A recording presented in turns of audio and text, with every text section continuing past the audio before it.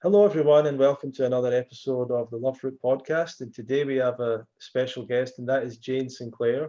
And Jane lives in Wales. She's a professional violinist who plays in an orchestra. We'll find out a bit more about that.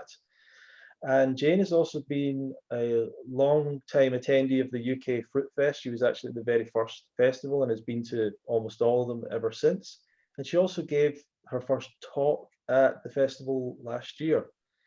Jane is also an EFT practitioner, emotional freedom technique, and you'll find out a bit more about that as well. And of course, a raw vegan enthusiast.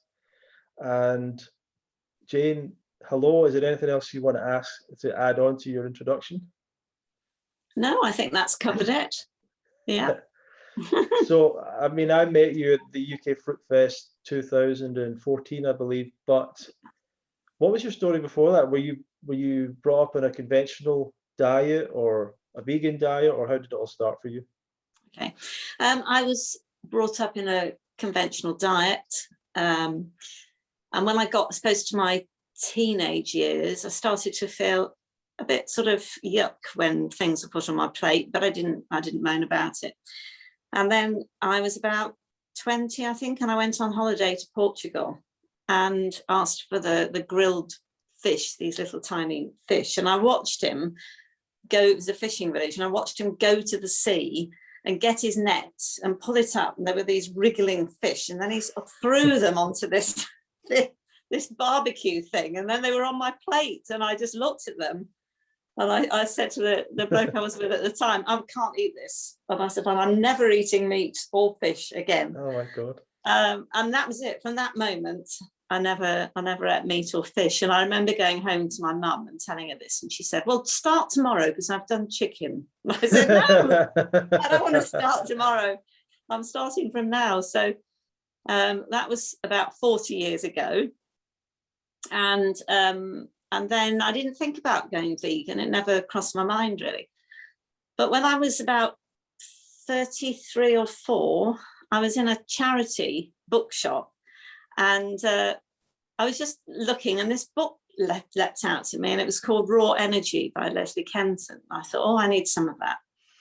And I read it, and I was so taken by it.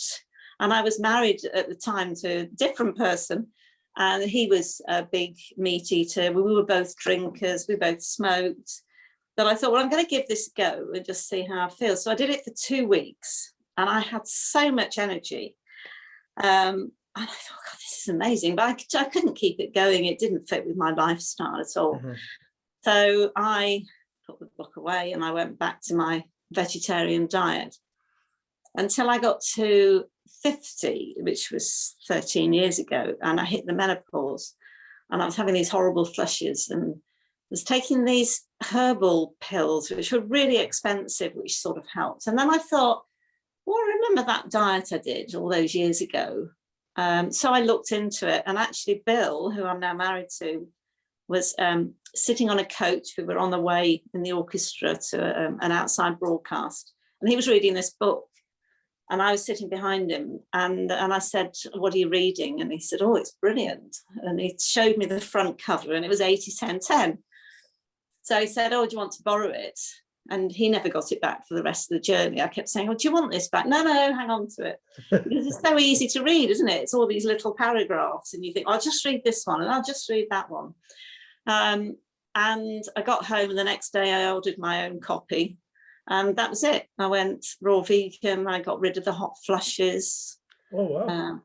Had massive amounts of energy. And actually, I tuned into your Fruity Friday, the last one, and I was driving home from work, and you were talking about the energy that you get from the raw diet and how it changes over time. And I thought that's really interesting, because that's been something I've been thinking about recently, that where was that absolute, I was like a Duracell bunny, you know, I had so much energy, I didn't know what to do with it all.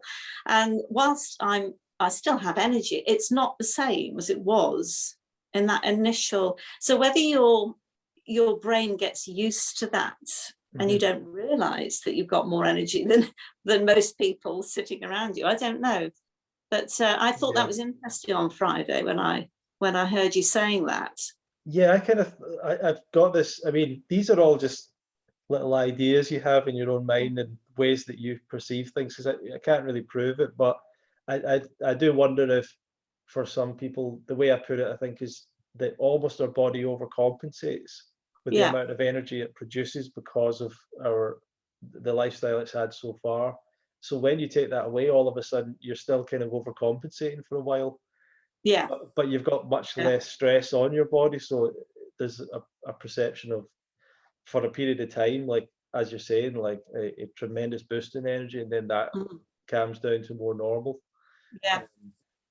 But I suppose normal is different. I mean, I can remember being in the orchestra, you know, and it gets to after lunch rehearsal, and I always had a cheese sandwich every lunchtime. I had a cheese sandwich. I'd get to about 3 o'clock, so an hour after the rehearsal started, and all I wanted to do was just lie on the floor and go to sleep. It was so bad, this afternoon slump, you know, and I put it down to my age, but I wasn't that. I mean, I was still in my 40s. Or that I was bored. There was something. I never put it down to diet because I didn't know about diet and what it could do. But oh God, to be free of that is amazing. So whilst I don't have the same, and also I've got to think, well, I'm 63 this year, but I'm still, you know, I meditate, I do my yoga, I do lots of walking. So it's not like and I certainly don't use my age as oh, well, that's because I don't do that at all. I don't even know why I said that really. But the fact is that I suppose maybe your energy levels will go down as you get older, but they're certainly not slow down. It's just this initial rush. So anyway, I went onto the raw vegan diet, and I was a size 12. I went down to a size 8 within 2 or 3 weeks. I mean, the weight just fell off me. So that, of course, all my friends are, oh, I'm worried about you, you know, what are you doing? And as you're often telling people, Ronnie, I wasn't eating enough. You know, I'd have a couple of apples at lunchtime and then wonder why I was absolutely ravenous. And that's why I lost loads of weight, and you lose all the water as well initially. But it did. I mean, I went down to 7 stone 12, and I'm about 8.5 stone. And at the time, it leveled off. But I mean, I was really, really skinny. But yeah, I mean, I had an amazing amount of energy for somebody that was very skinny. And nobody really understood. They used to laugh at me because I'd arrive at work. Once I realised, oh, you've got to eat more than this. And in fact, the first time I realised that was the first UK Fruit Festival. And I was astonished. You know, came in for breakfast and people's plates. Going to eat all that. And there was a lady a few years back. She was an older lady. And actually, it was only a couple of years ago because Bill was there. And she had 2 plates. And they were absolutely heaving with food. I mean, by then I knew you had to eat a lot, but I mean, I've never eaten what she was eating. But it's so true. I mean, I think that's why people fall off, because they just don't eat enough. Yeah, I think it leads to a lot of symptoms that aren't that they misperceive as maybe symptoms of something being wrong with the diet. And it really does feel like that when you do feel like that. It really feels like something's missing, and it's not very clear that you're hungry. That's the strange thing. It's not like you go, well, I'm really hungry. That's the problem. It's a very weird thing. Yeah. How did you actually find out about the first Fruit Festival? Do you remember Helen Watkinson? Oh yeah, that's right. Well, I mean, it's funny, isn't it? The way the universe works. But we were doing a Cardiff Singer of the World, which happens every other year. And Helen used to work as a freelancer librarian for the Opera Orchestra. And we used to, mine, which is the BBC National Orchestra of Wales, little plug there. And the Opera Orchestra do it every other night. So we do it one night, they do it the next. And a friend of mine said, we were just passing backstage in St David's Hall, and Helen was in this cubby hole, and my friend said, oh, there's somebody you've got to meet. And I went in. This is Helen, this is Jane. Oh, hello. And I remember looking, and she had all these bottles in front of her full of this green gunge, and she just got smoothies. She just made enough smoothies to keep her going for the day, you know. Right. And so she said, "Oh, you eat raw, you know. What do you do? You know, are you high fat?" And I said, "Oh, I try and follow 80-10-10." And she said, "Oh, yeah, me too." And then she told me about the festival, and I came wow. on. Yeah, they moved to Australia, I think. Yeah, they're in Brisbane. Yeah, so we're still in touch.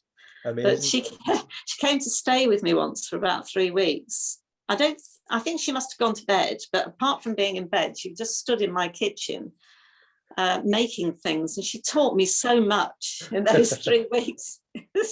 Banana pancakes, and you know.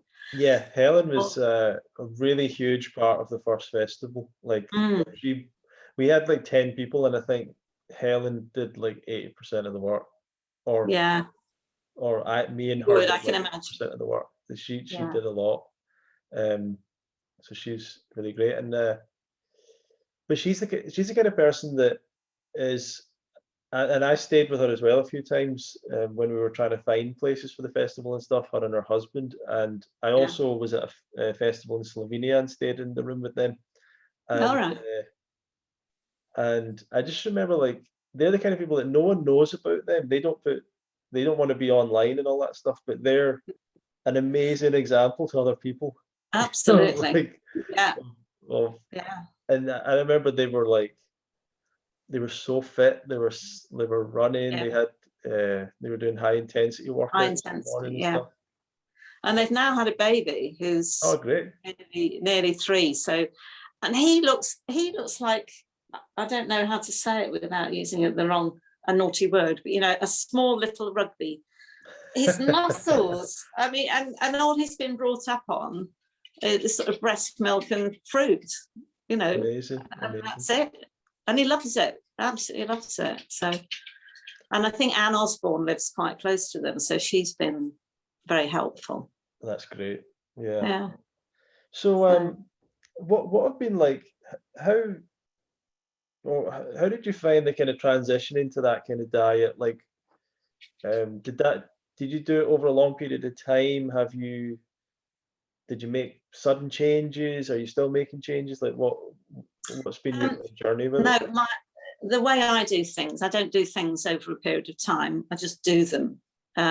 I gave up smoking the same way. I did try to cut those down actually, and that doesn't work at all. So that was an override. I'm not going to smoke anymore. I did the same I gave up drinking. It'll be 3 years in May, and that was the same. I'm not going to drink anymore. I wasn't an alcoholic, but my dog's going to start barking now. I wasn't. What do you mean, Wolf? So yeah, when I decided, right, that's what I'm going to do, I just did it.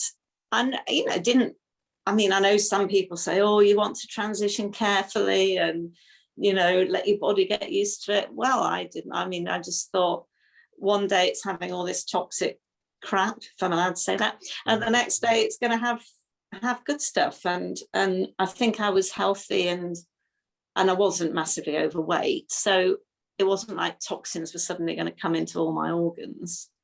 It didn't feel like that. It felt absolutely brilliant. So I just plowed straight into it. Yeah, I'm not a big fan of that idea that people, if they do it too quickly, their body's gonna just put toxins into the bloodstream. Like exactly. It doesn't make a great deal of sense. So the body's just gonna do crazy bad things like that.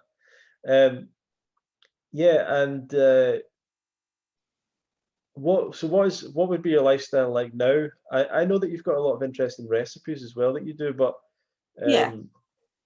so you've got a slightly different approach maybe to a lot of people, but what's the typical kind of day or if you've got kind of control in what you're doing and stuff, like what do you like to do? I only have one sort of fruit for breakfast. I don't tend to eat an awful lot at breakfast. So I might like to have 3 apples. And then at lunchtime, I'll do the same. I'll have one type of fruit. So today I've had 4 massive oranges. And then about 5 o'clock, I'll probably have another couple of bits of fruits. But then it'll be a prepared, I have got different recipes. I make a moussaka I was telling you about online a couple of weeks ago. It sounds like it's gourmet and it's certainly fancy, I don't use oils, I don't use salt, so it's things like, and I use sprouted chickpeas for that, and I know that's not an ideal food, but all it is soaked aubergine slices, sprouted chickpeas, a tomato sauce, and then a cheese topping. So that one's a bit fatty, but I try to sort of push the cheese sauce over to Bill's half of it so that I don't have too much of it. And I actually did a water fast. I've done a couple of just small ones. Right. And before Robert Lockhart died, I had done a couple of 40-hour dry fasts, but that completely thought, I'm not doing that again. And it does, when I think about doing that to your body, depriving it of absolutely everything, I think, well, how's it supposed to function? You know, it needs hydrating. So I'm not a big fan. I know I have a friend at work who thinks that dry fasting is the answer to everything. And oh, really? Yeah, but I mean, it's weird. There seems to there's like a lot of people into raw veganism in the orchestra scene for not some at all. reason. No, in fact, this girl was the only person apart from Bill and I that was doing it, and she's now decided her body needs an egg every other day and feta cheese. And yet when the other day she said to somebody, oh yeah, I'm raw vegan, I'm vegan as well, and she's not even vegan. So but she was the one that was saying, oh yeah, dry fasting. So I don't do that, but I did do a 7-day water fast, and I was going to work at the same time. I was even we went to a cinema that has a cafe with it, and Bill was having something to eat, and I was able to sit there and not eat. I didn't even want to eat, and I was so high, I had so much energy, it was unbelievable. And I could have gone on and on and on for days, but I didn't.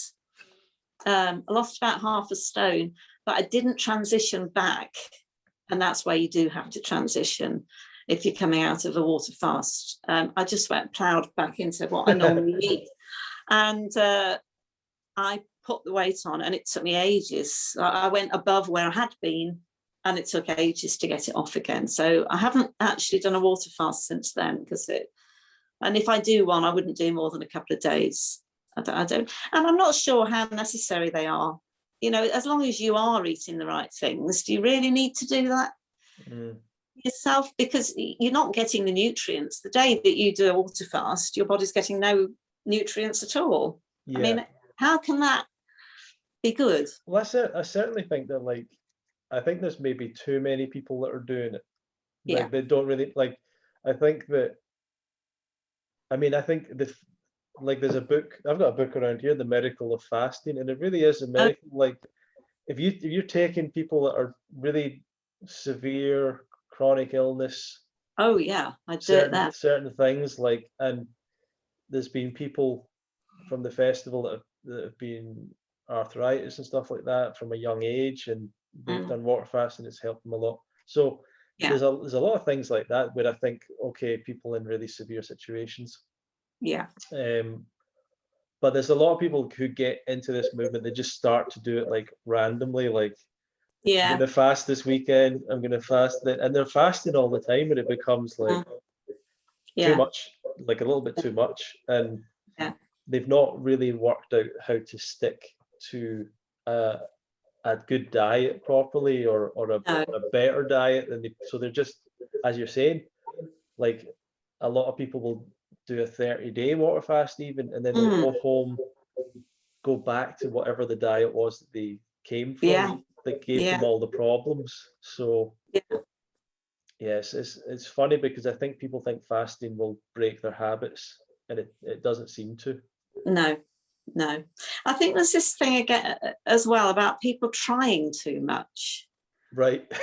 You know, if you sort of desperately, you know, right, yeah, this is the best thing, so I'm really gonna try. And I think it's the same with anything that you're trying to get out of a bad habit, you're trying to get out of smoking, you're trying to get out of drinking. If you do it because you think you should, right, because you know it's bad for you and it's killing you, you're never going to succeed. If you do it because you want to, the minute I decided, right, I don't want to smoke anymore, it became so easy. I mean, yeah, the withdrawal symptoms were harsh because I smoked a lot. I was on 30 a day for a good number of years.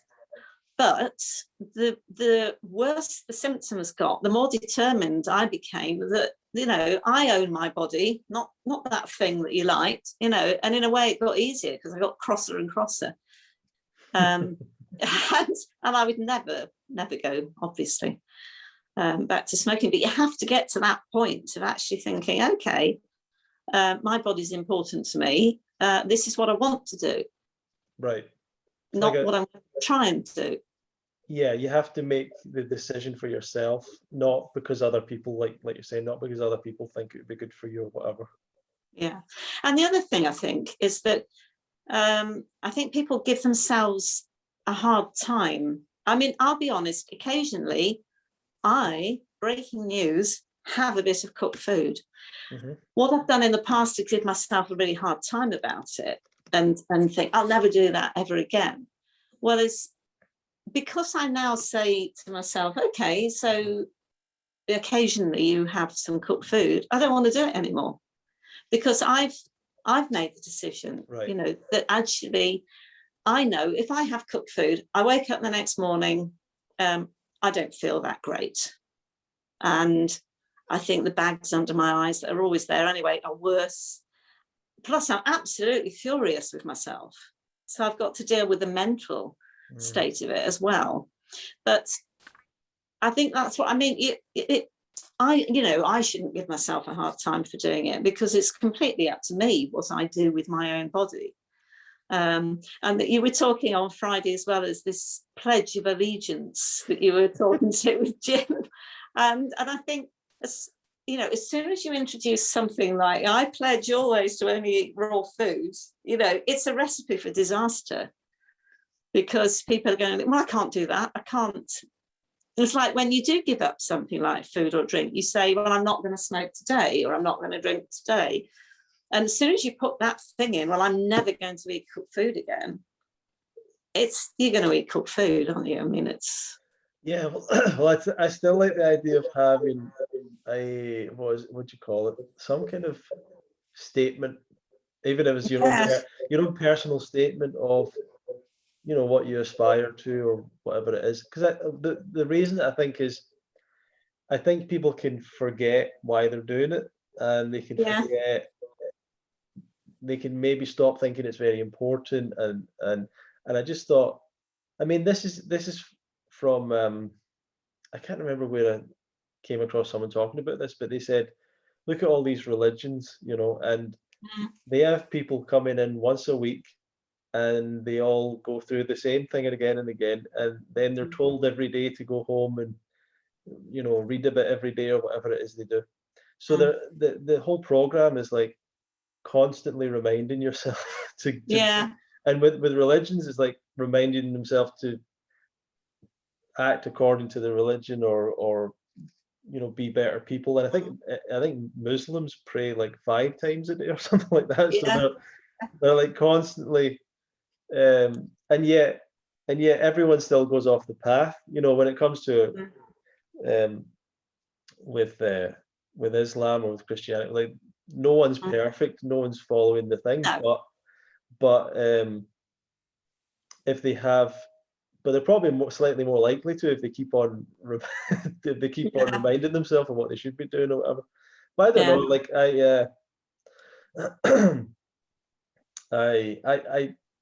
I would definitely like to try and crystallize down, like, what are the core philosophies around healthy lifestyle and the approach to health, and like what are those ideas, so that people that would like to have something to look at or whatever. Could even be like a poster or a t-shirt or something.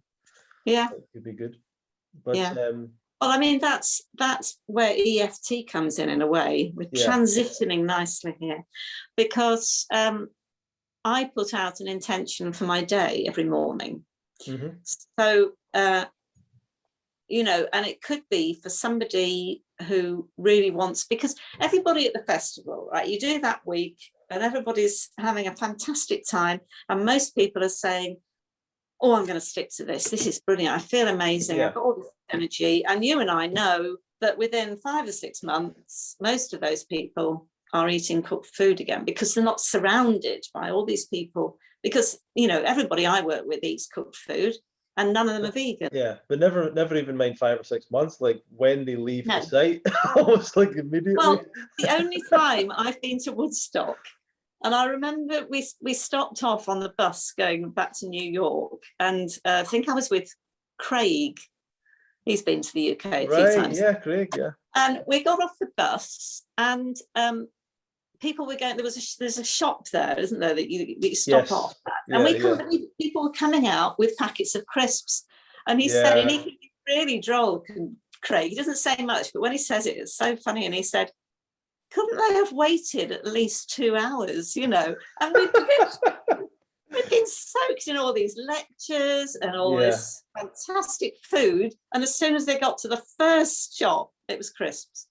And it's almost like the feeling is, I'm going to have this now, but I'm going to go back home and then start doing it, or something like that. Like, I'm not quite ready, but I will be ready when I get back in a few weeks' time. And it's funny. But it's also the idea that this packet of crisps is a treat. Oh, yeah. And I deserve this because I've just done a week of really healthy food. So this is just a treat. And, you know, I won't do it again, and of course it's not a treat, is it? It's, well, it's poison. I know that sounds a bit dramatic, but I mean, it isn't food to the body, because that's not what we're designed to eat. So as soon as you finish that packet of crisps, it's got to deal with it somehow.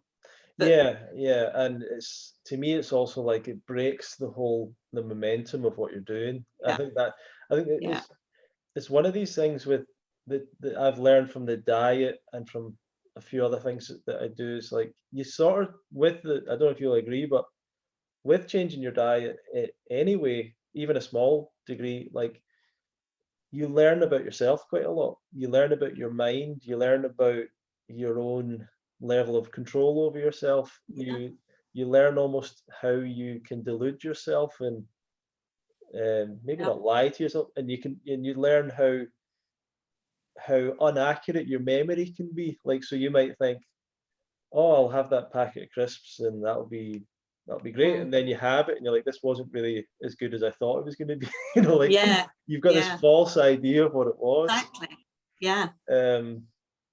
I remember making a cooked vegan, because I had all these books. I think they were Bill's actually, and within Bosch cooked vegan books. Bosch, yeah. And I said to Mum, look, I'll cook you something, because I only live around the corner. And I made this thing, and it looked amazing with spinach, and I thought, it smells absolutely delicious. And I thought, I'm just going to have a little teaspoon and see what it tastes like. And it was so disappointing. Well, I mean, I was happy it wasn't disappointing, because I thought, thank goodness for that. It actually doesn't taste that great. It tasted slimy and too soft, because we're used to crunch, aren't we, in this diet? And it was just, I thought, I'm not. That was a funny thing. I mean, I fell off the raw vegan diet after like 4 or 5 years of doing it pretty consistently when I first started it. And I ended up eating cooked food for about 6 months before getting back to raw again. But the thing that was so funny to me was how it felt in my mouth. So I like it was so dry, and I couldn't believe, like I would eat like I can't remember, like can't remember some of these dishes that I would eat, different things. Can't remember some of the names I'm trying to come up with. But I could not believe how dry it was. And it's like, how do people eat this stuff? It's so dry. It was like sticking. It was literally like sticking to the inside of my mouth, and I was like peeling it. It's just, I was so I'd forgotten how to eat cooked food in a weird Yeah, way. And yeah, then when it went into my stomach and it just sat there, it's like, yeah. are you just gonna Are you just sit going to there do for it? hours and hours and hours? And I'd Yeah, completely forgot all of that. And then obviously, on it was it was just so night and day to me, which is it's funny when I see other people say like they go back to cook food and they're just the same. And I'm like, how is their yeah. experience that they were just the same? Like whether you choose to go back to that or not, like I don't know. I don't know if it would be exactly the same. I don't know if you could Mm, ever say that, but uh, yeah, no. so it's funny. But let's talk about you gave a talk about your journey. You also talked about EFT, and Yeah, I believe that you're helping people with EFT. So yeah. act as if I mean I pretty much don't know a lot about it. I know what it is, Okay. but obviously for the audience and everything, Mm, um, because okay. and just to preface this, people come to the UK Fruitfest and they're there to some degree. I think a lot of people there. Some people are very specifically there to learn about the raw vegan diet, or they're already that. But there's a lot of people who are there more vaguely. Mm, They're drawn to it for many different reasons of health and everything. And but what a lot of people end up doing at the event is actually find that it's a place for emotional yeah, growth, personal growth, yeah, spirituality to some degree, companionship, friendship. Like so, people come out of it with sometimes saying that it was they had emotional yeah, changes um, yeah.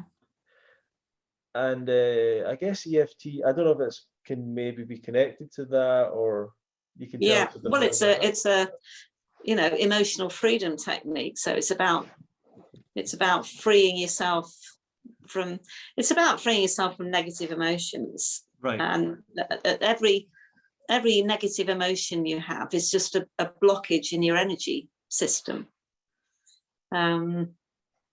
So yeah, tapping just takes that away. But we could do a bit on you, Yeah, sure. just so that.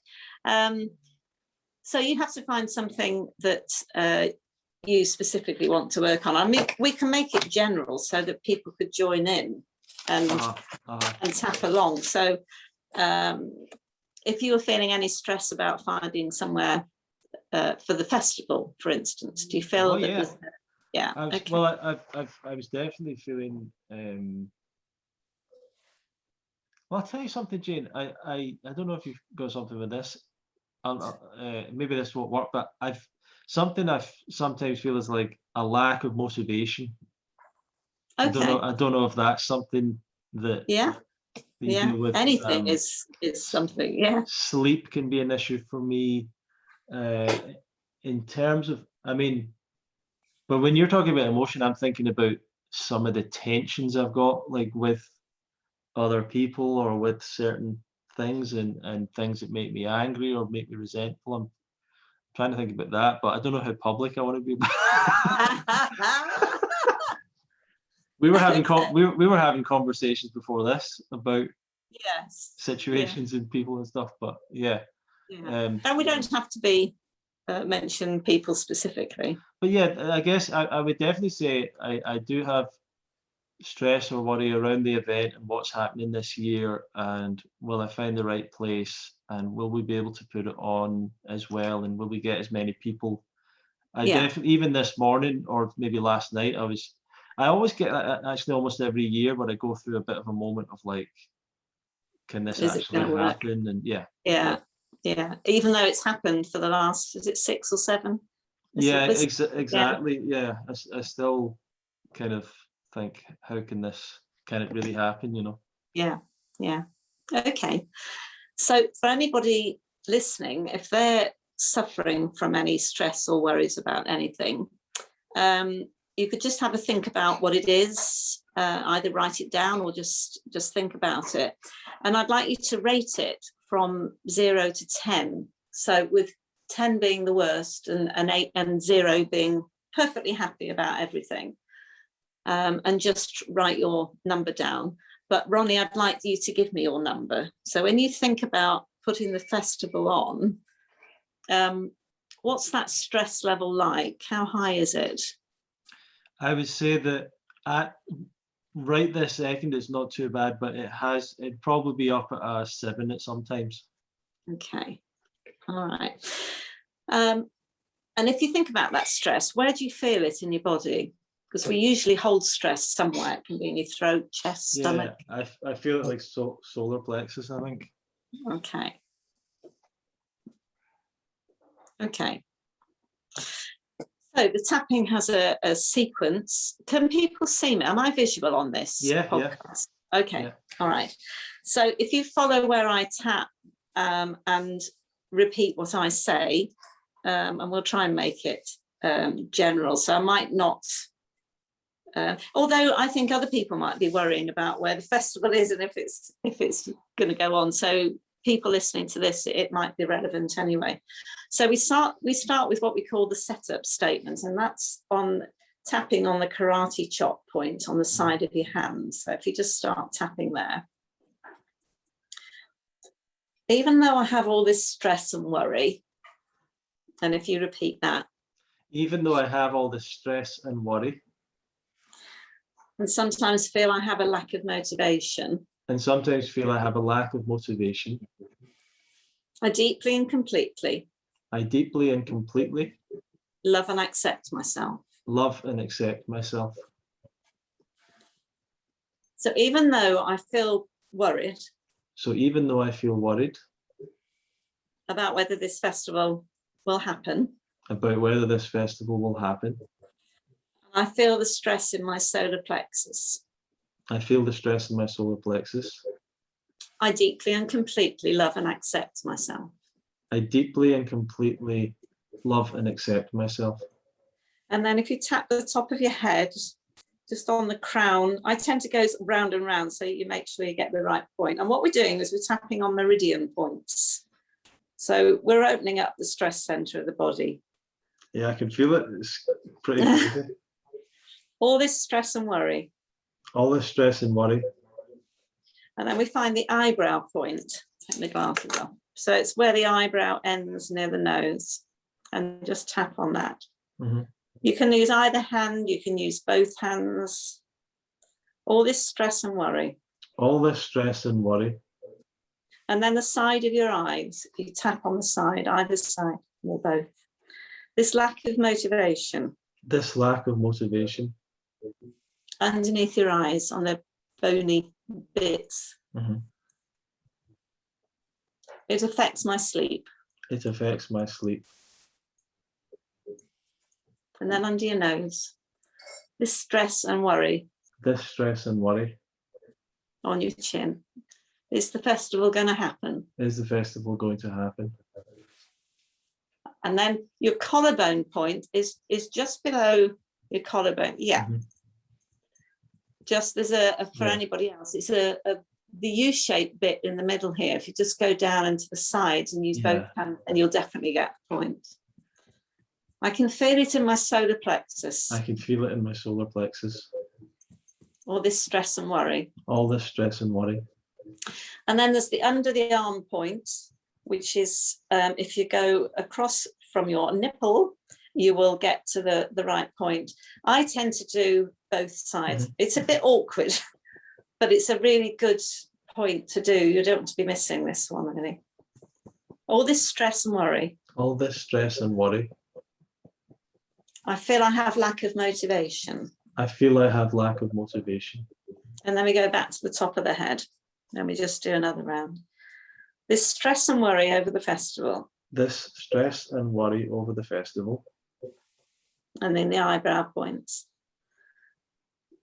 It's happened every single year. Even with the stress. Side of the eye. All this stress and worry. Under your eyes. I can feel it in my solar plexus. Under your nose. This stress and worry about the festival. The stress and worry about the festival. On your chin. It sometimes affects my sleep. It sometimes affects my sleep. Collarbone. And then I have even more stress. And then I have even more stress. And then the arm, underarms, all this stress and worry. All this stress and worry. And then take a deep breath.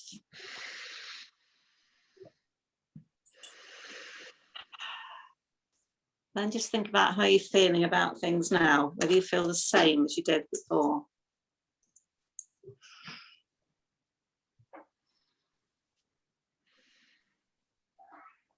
It's funny because I could really feel it more clearly, and I could feel it as soon as we started. I could feel that feeling of tension kind of going down. Yeah.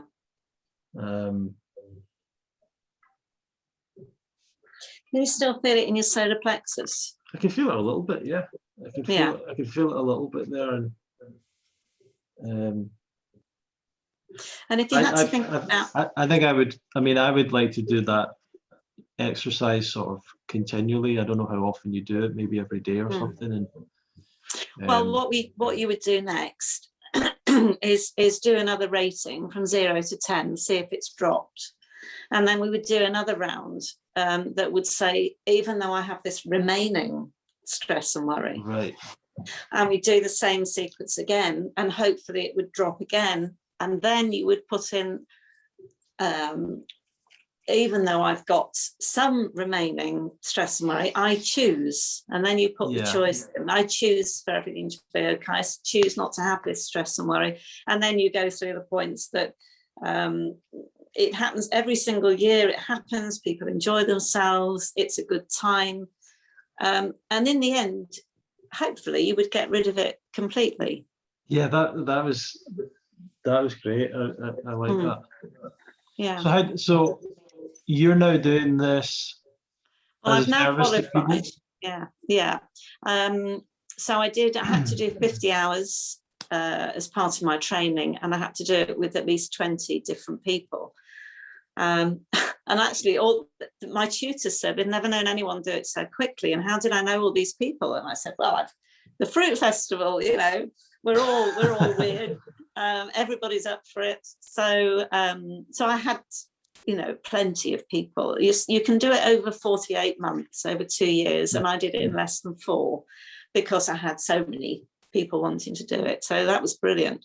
So now I'm qualified. I've got my own website.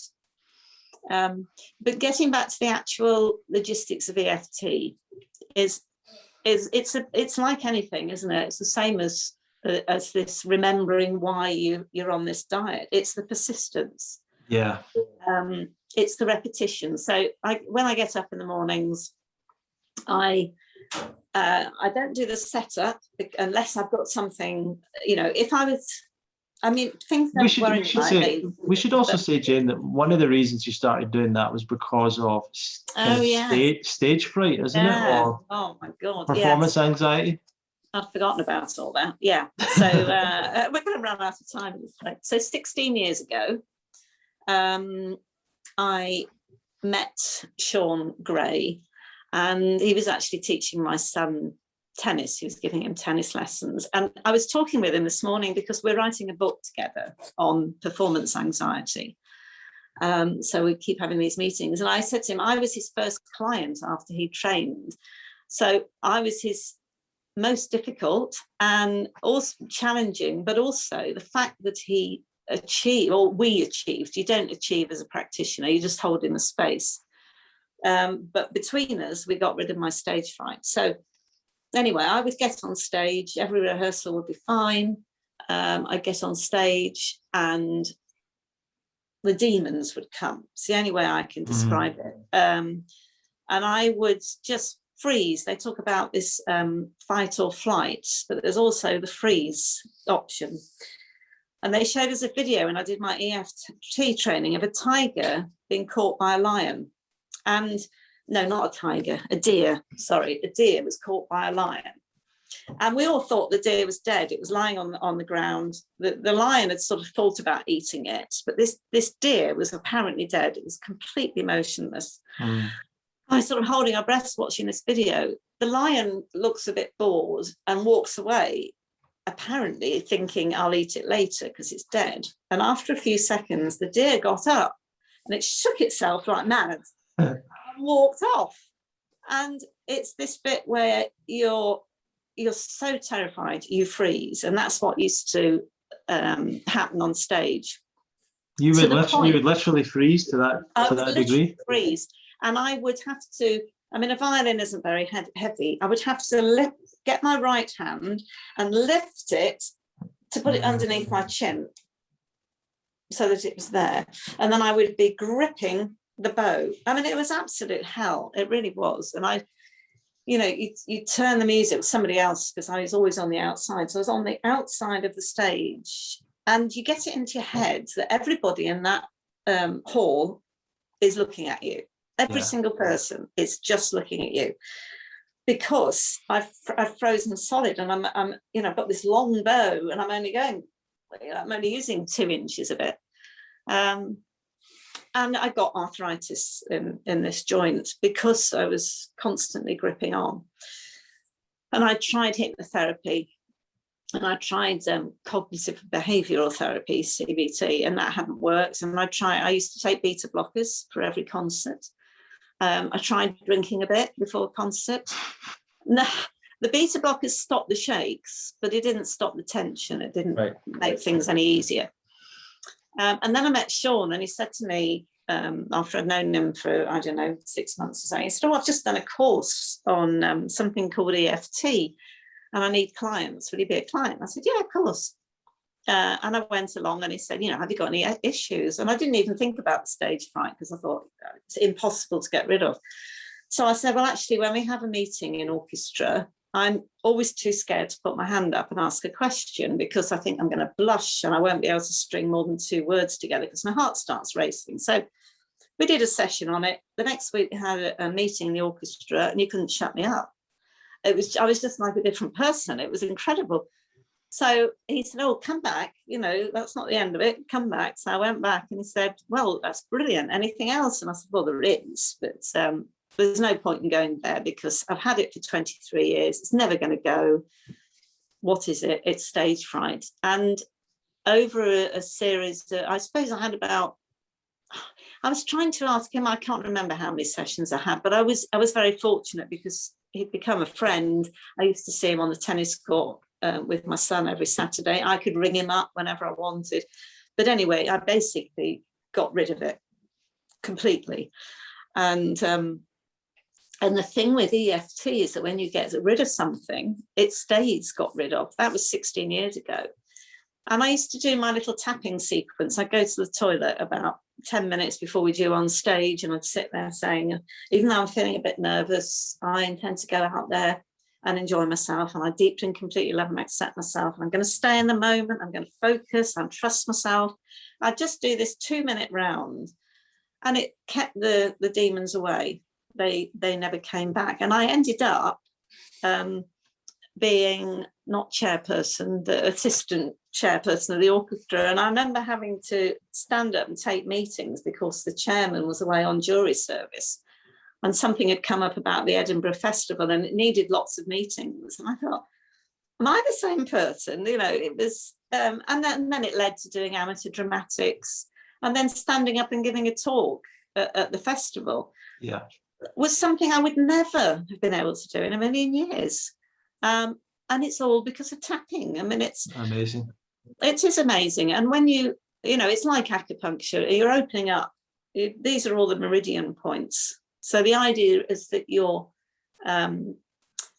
stress center, your amygdala in the brain, isn't reacting. The cortisol levels, the stress hormone, isn't rising.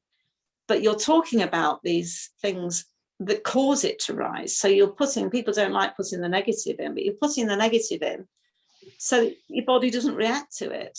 So that next time you're in that situation, you walk out on stage, it doesn't happen because it didn't happen when you were tapping around it.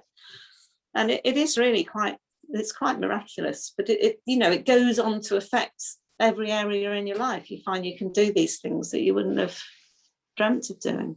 Do you want to mention your website or how people can contact you if they want some help from you? It's EFT for Holistic Balance, but it's very, very new, and at the moment we're just messing about with it. So you might not find it for a week or so, but it has gone live. But it's EFT for Holistic Balance. I've also got a business page on Facebook, which I'm trying to do things with. And I will get myself properly on Instagram, and I'm on Twitter and things. But yeah, it's a great thing to be able to share online as well, I suppose, because you can share these little tasters of it, very, and it's very, very visual and interesting people to watch as well. Well, I'm offering a 20-minute free consultation for anybody who wants it, so that at least you get to see whether you have a rapport with the practitioner. That's very important. Just so that it can be, I can explain what it is. We can find out what the person is worried about, what their issue is. And very often, people have more than one issue, but as soon as you start, we use the analogy of a tabletop with lots of different table legs. And as soon as you start knocking one or two down, the whole table collapses, and you find that, well, a bit like me with the stage fright, I could then take meetings, give speeches, go on stage and act, and, but I mean, using it to stick to the raw food diet is absolutely perfect for it, even though I know I want to stay raw, and I am tempted to eat cooked food. I know it's not the best thing for my body, and as soon as you start loving yourself, you're not going to do it anyway, because you want the best for yourself, don't you? Is that always part of it? I love and accept myself. Is that a part of or is that something you've added to it? No, it is a part of it. Right. Some people find it very difficult to say because they don't love and accept themselves. And I always say to clients, if you're uncomfortable with it, we won't do it. But at some point, I will put it on the end bit where I choose to be open to the possibility of being able to love and accept myself. Because unless you do, my cat's going to join in there. Unless you love yourself, why would you want the best for yourself? Why would you care what you eat, or if you drink, or if you smoke? Because you don't like yourself very much anyway. But as soon as you reach that position of actually really caring about yourself, then you only want the best. Why wouldn't you? Awesome. I think that'll be of help to a lot of people. But let's get back to some other stuff in the interview. We've got a few other things to talk about.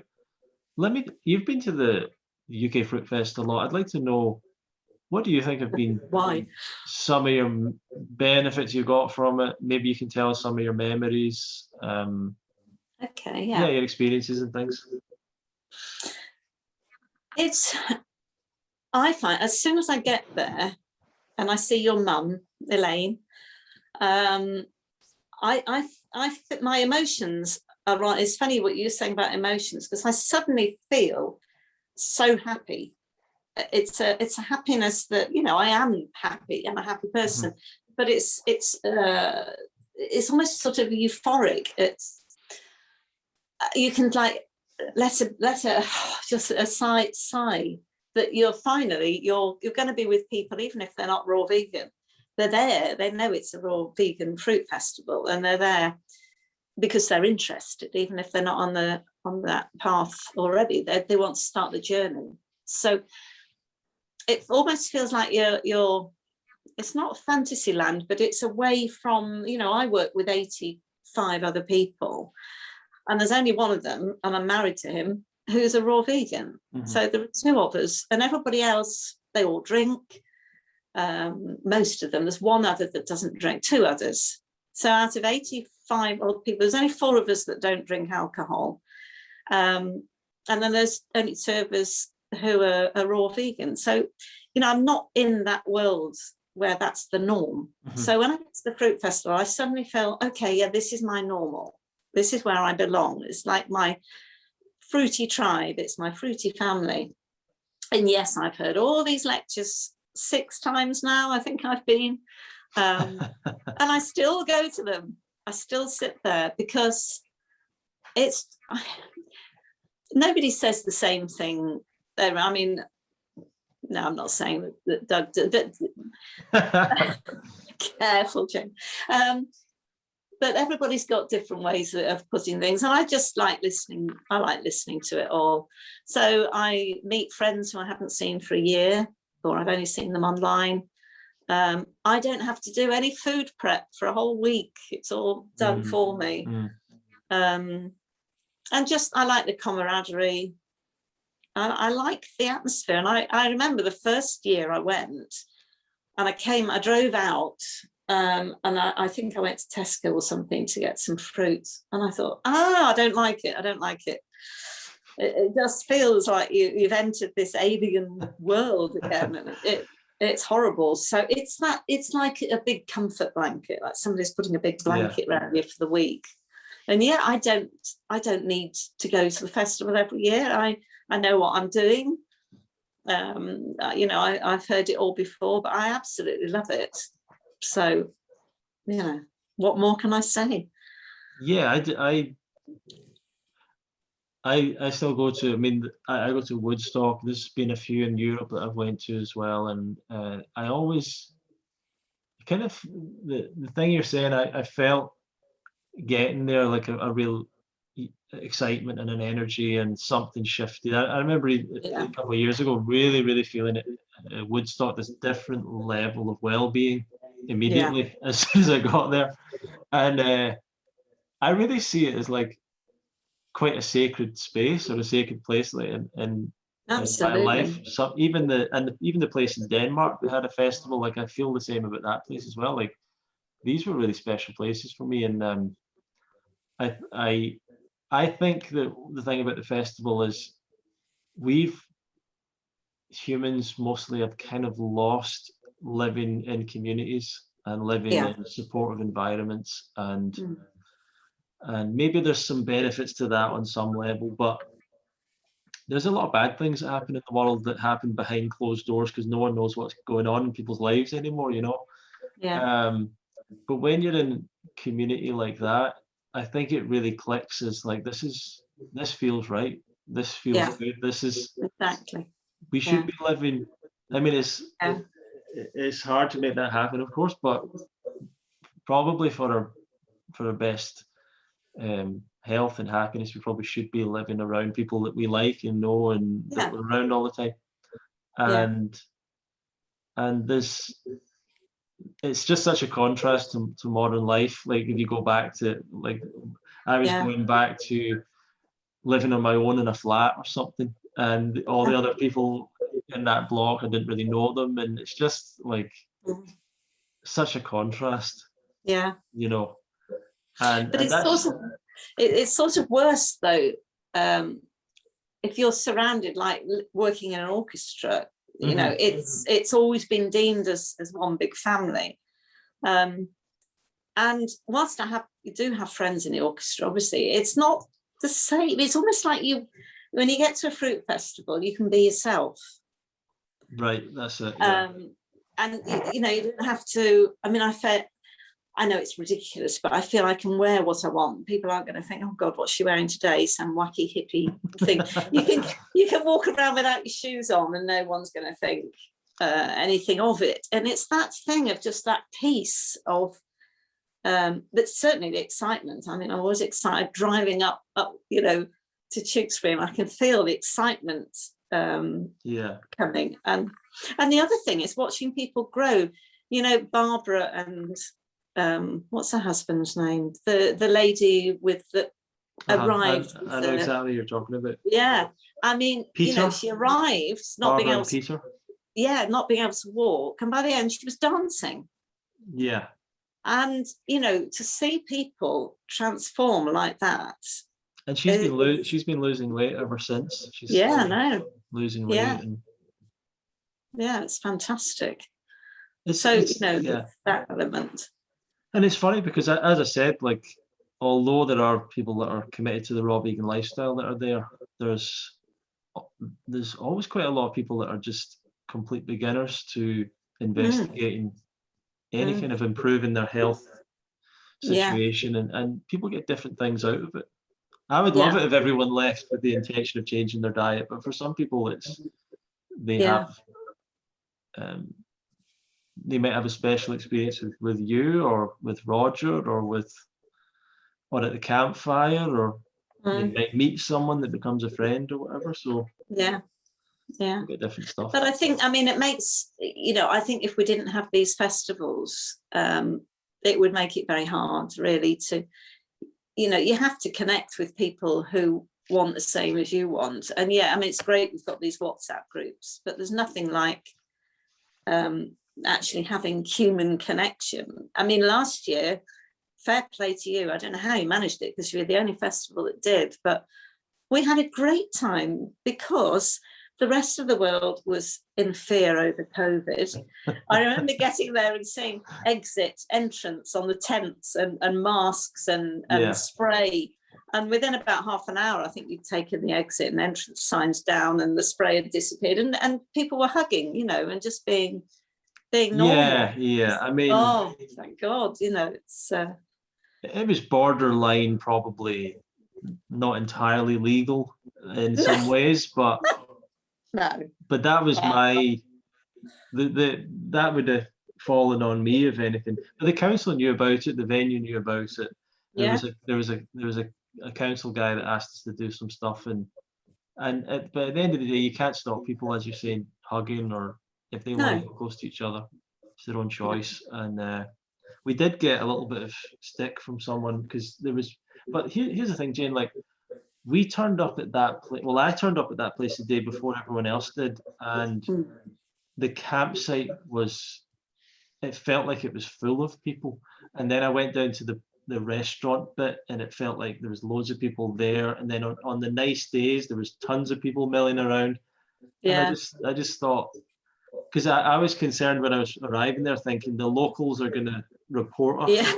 Yeah. And then when I got there, I was like, we're just going to be a small part of this because there's so many other people here. It was almost like there wasn't any restrictions, but there just wasn't an issue. Yes, I mean, that was it. So that was even more special than the other years, I suppose. That this fear was gone. But I think without them, I mean, it always seems a long time from the beginning of August until the next July, when the next festival is. That's always been the idea. Like say if last year had been different and everything had went better, and for a start it would have been the biggest year, so it would have been totally different if COVID hadn't happened, because we had so many cancellations. But that would have probably also allowed us to push on and do other things, like have multiple things throughout the year, whether that was just weekends or one day events, or there's a bunch of other things just for a follow-up for people, so that they can keep on reconnecting back with the whole idea. And I think that would still be great to be able to offer more. And even because I think with the fruit festivals, like it offers so much, and in a sense you could dedicate a whole weekend to just one part of it, whether that was the learning the recipes and things, or a weekend that was. I've pictured that. I mean, I don't see.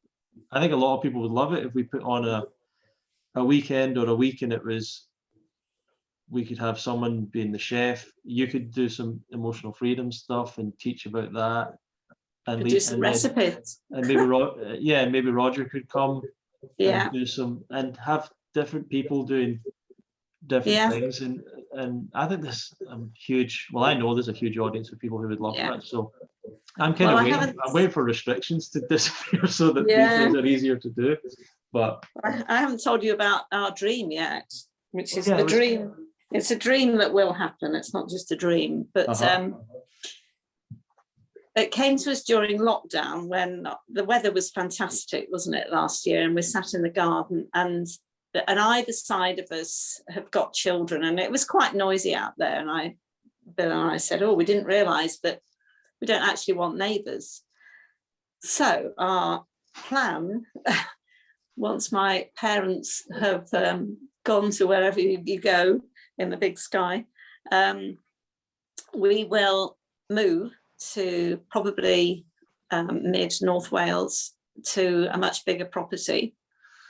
And this is why I wanted to do the EFT and the yoga, because I'm going to be hopefully qualified as a yoga teacher by May, so that we will have raw vegan retreats. And we're looking at very small numbers, probably 10 or 12 people. But we can do that every month. Excellent, so, you don't have, so even if there are 70 people that want to come, they can have a turn, there will be space.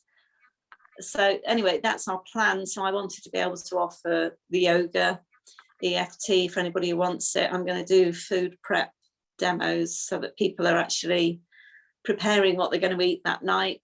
It'll be in lovely countryside, so there'll be walks. We'll have our own gym, so Bill can do gym work, weights with people. So this is our plan. And it won't, I don't know when it will happen because I don't have a crystal ball, but it will happen eventually. So, fantastic, Jane. Well, that's probably a good place to end the interview with that. And just maybe for a last thing, what would be some of your advice for people that are beginning down this journey and maybe they're having some struggles with it? I'd say don't try too hard. Actually, do some tapping in the morning and have an intention to maybe only eat raw food that day. And don't restrict. I think I mentioned this at the festival because people had said to me, this is fine for a week, but I couldn't eat like this the whole time. And I said, I don't eat like this the whole time. I eat like this for breakfast and lunch, and then I make something for dinner that's very often within the 80-10-10 perimeters, but it's fancier. It's got sauces, it's got dressings, because it's all in the dressing. I mean, that's another tip, is I've got Marissa's book on dips, dressings and sauces. It really kept us going in the winter, because the winter can be challenging. Although my argument when people say, oh, don't you want some hot food, is that by the time you've chewed your food up in your mouth, it's exactly the same temperature, whether it's raw or cooked. Yeah. The only advantage to not eating, well, there are lots of advantages, but you're not going to burn your mouth if you don't eat cooked food. And I was always burning my mouth. So, so I'd say, get yourself some cookery books, some non-cookery books, and really have try things, see what you like. Don't restrict yourself, because you will fall off if you just say, okay, I'm only going to eat fruit. Unless, I occasionally do that for a week. I'll say, okay, I'm only going to eat fruit. But if you think that that's what the diet is, I should say 9 times out of 10, people are going to fail. But if you can be a bit more elaborate, find nice recipes, do it because you want to, do it because you care about yourself, do your tapping, and go to the festivals. Thank you very much, Jane. So, okay, it's been a pleasure. What's your website again for those who want to find out? It's EFT4holisticbalance.com. Thank you very much, everyone, for listening and watching to this episode of the Love Fruit podcast. I've forgotten the name there, with Jane Sinclair. And I highly encourage you to go and check out what she's doing and how she can help you. Jane's been someone that I've known for probably 7 years now or something. So I definitely recommend her to you. And if you want to learn more about the UK Fruitfest, you can go to fruitfest.co.uk, and we'd appreciate if you want to send this podcast to other people. It might help. And if you've got any feedback, send an email to info@fruitfest.co.uk. Jane, any last words there?